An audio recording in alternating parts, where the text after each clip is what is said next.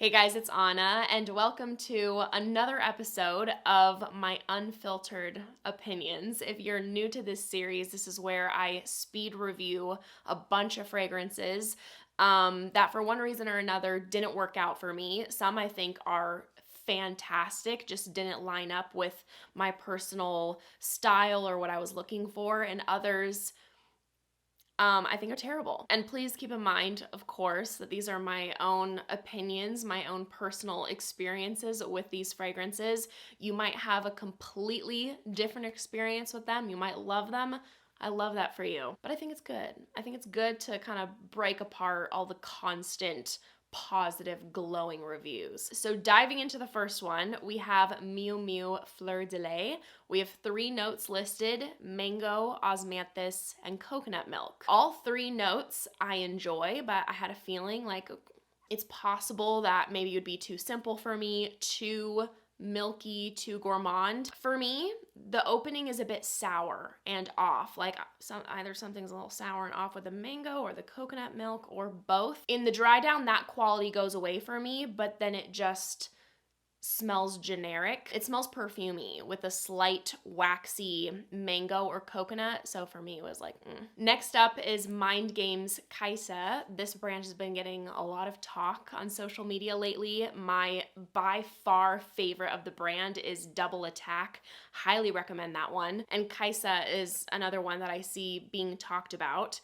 I'm not into it. The musk in here smells a tad like the Herba Pura musk, not overly so, but I get a little bit of that vibe. I more so get that quality smelling it from the sample rather than directly on my skin, so I suppose it depends on how it pulls on you. I am not into these mature white florals though. It smells like they took mature gardenia and jasmine and like tried to make it modern. I also don't think the ambrosinide listed in here is for me at all. I'd actually never heard of that note before. I had to look it up, and it is described as a powerful, sharp, dry, woody scent with an ambery, slightly animalic tone. So that with those mature white florals and then that kind of musk, no. It was a no for me. A couple from Masque Milano, we have Lost Alice. I see people comparing this one to smelling like a carrot cake with some like milk tea on the side. I purely tried this just based off of curiosity. I was not expecting to like this. I liked it more than I thought I would. It's still not for me. As I suspected, I cannot get down personally with the milkiness, but it smells good. For me personally, at no point do I actually get carrot or carrot cake. And I don't smell tea. For me, it's orris, sandalwood, milk, ambrette, and although it's not listed, I get vanilla. I'm getting like a vanilla milk tres leches vibe, which if you don't know what tres leches is, it's like a sponge cake that's soaked in sweet milk. Another one that is quite popular from the brand is Madeleine. Now, in order to enjoy this, you have to be down with a milky, nutty quality because it is that on steroids. This is chestnut vanillic whipped cream, like a boatload of nuts blended into the whip. Creamy, milky, sweet, some tonka bean. If you like those qualities, it might be a hit for you, but just understand it's going to be doing the most in that department, which is, for me, too much. This next one, Miller Harris Scherzo, I see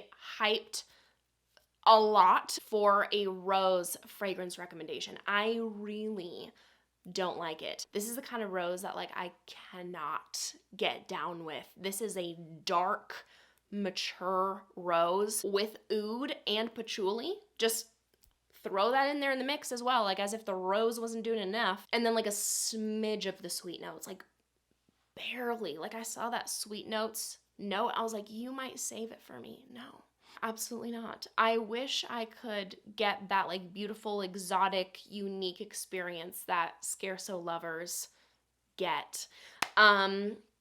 Alas, I'm not one of them. I've been getting a lot of questions about the new Micallef Note Vanillee Nectar. You guys know how much I adore the original. The Nectar, to me, is much more floral to my nose. I get zero floral from the original, and that's mainly what I'm experiencing in the opening of the Nectar. And I also experience more of a clean, slightly soapy feel to the fragrance where I don't get that again with the original. For me, I prefer the original. It smells more cozy, addicting, more vanilla, a very likable booze. And the longer the Nectar sits on your skin, it does go in that direction. Like I can definitely tell that they're flankers. And I think once the Nectar dries down on your skin, people around you, the scent they're going to be getting in the air, I don't think they're going to be able to really tell much of a difference between the two. But yes, my vote is the original. Another one from Micallef is Glamour. This is widely talked about as a fantastic alternative to Mugler's Angel, which I agree. I am not an Angel girl at all, but what I do appreciate is that the jasmine doesn't smell sharp in Glamour like it does to me in Alien. So out of the two, I do prefer Glamour. I mainly get jasmine, wood, musk. I would guess that there would be amber in here as well. It also smells elevated. We have some more facets going on in Glamour. I get a bit of plum, some spiciness from cinnamon and nutmeg. Overall, this just profile is a big no for me, but I know there are a lot of fans of Alien, so then I think you would enjoy this. Okay, finally, this next one is a really good one. MDCI Peche Cardinal.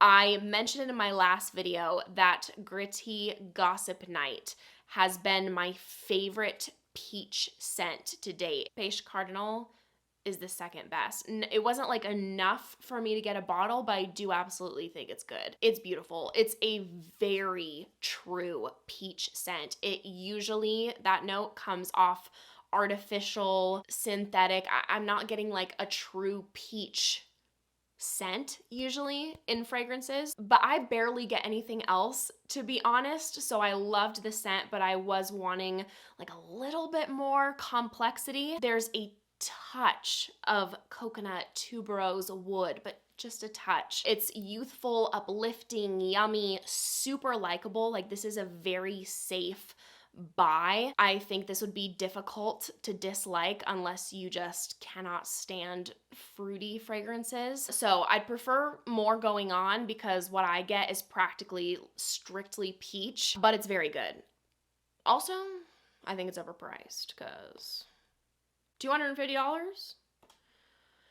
I feel like I should be getting a little bit more. I feel like it should be priced more around like $120, let's say. It's a bit expensive for what you're getting, but if you are like a die-hard fanatic of peach, like this may be your holy grail. Like you just want to get your peach life, that this might be the one for you. Montblanc Signature, I think, is a really nice perfume. Not that it smells like it, but it gives me the same vibes as Prada La Femme makes me feel, but it's also a creamy, sweetened floral scent, like in that overall category. I get mainly vanilla. There's several floral notes listed, but out of them, I'd say I pick out ylang ylang the most, and you experience a clementine at the top. This is a touch gourmand without being considered a gourmand. Some people say they get orange creamsicle. I get that a little bit, but not like obviously so. It's not straight up that. It's perfumey with like a touch of that quality to me. It's clean, fluffy, musky. I think it's a lovely scent, but I know that it's not something that I'm gonna be actively reaching for. So it didn't completely wow me, but I liked it. A couple from Matiere Premier. I've tried a lot from this house. I'm just gonna go over like the big ones here. The first one being Santal Austral. I get comments all the time about this fragrance because you guys know how obsessed I am with the note of sandalwood. I fully expected to love this, not only because it's a sandalwood prominent fragrance, but every single note listed I enjoy. Unfortunately, it is sharp on my skin. I do not experience any creamy, amazing sandalwood like other people do. It has this piercing quality to me that just like shoots up my nose. It has like a fizziness. It also smells sour when I put my nose up to my skin to smell it. I'm getting those notes. I'm getting sandalwood, iris, benzoin. I definitely get that ambery presence, and I suppose I get like a touch of a sweetness from the Tonka, but the overall quality that I get from it is a no for me. And I'm holding on to my sample. I've had it practically since it first launched, and I keep revisiting it. Maybe one day my nose will change, but so far every single time I've visited it, it's sharp and sour, and it's a no-go for me. The next two from the house I think are absolutely phenomenal. We'll start with Encens Suave. This is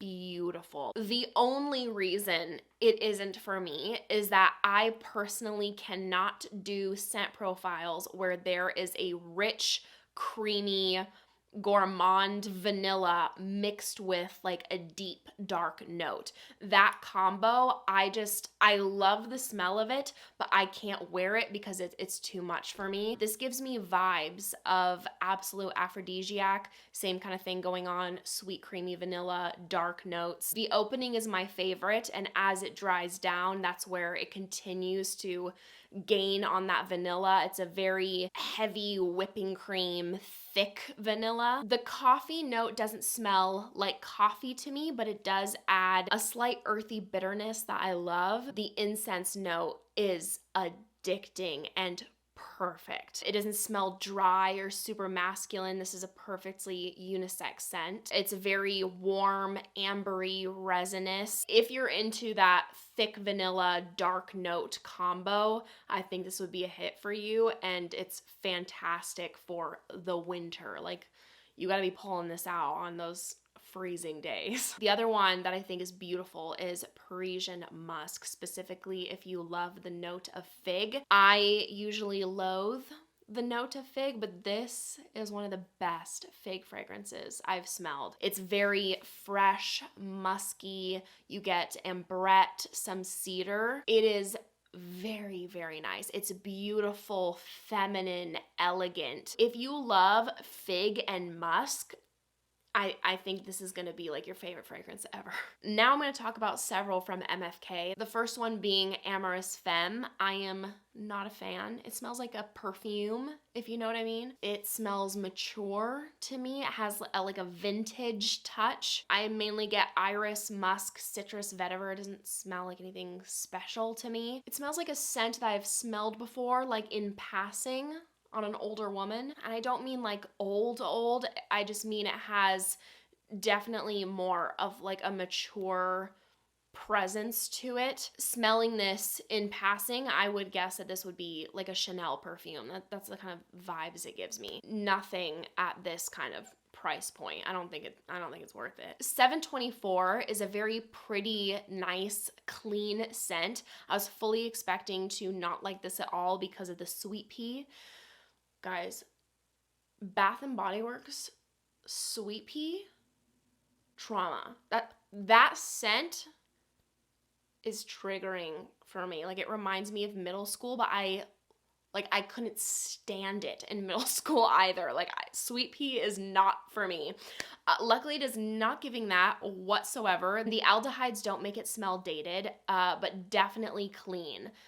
Soapy, but not too soapy. So, very clean smelling with lightly sweet, pretty florals, clean musk, a light citrus. It's nice, but again, it's just a very expensive house. And for the profile that you're getting from this, I'm gonna need more.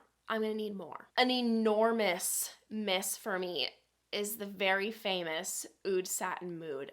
Again, I cannot get down with this kind of rose. Like, when I am scrolling Fragrantica and I'm looking at the reminds me section, if I see Oud Satin Mood, like, I am moving on. Like, nope, I don't even want to try it. Listen, if you do not enjoy this kind of fragrance, this is truly not the one, because this is strong. It is intense. It is dark, deep.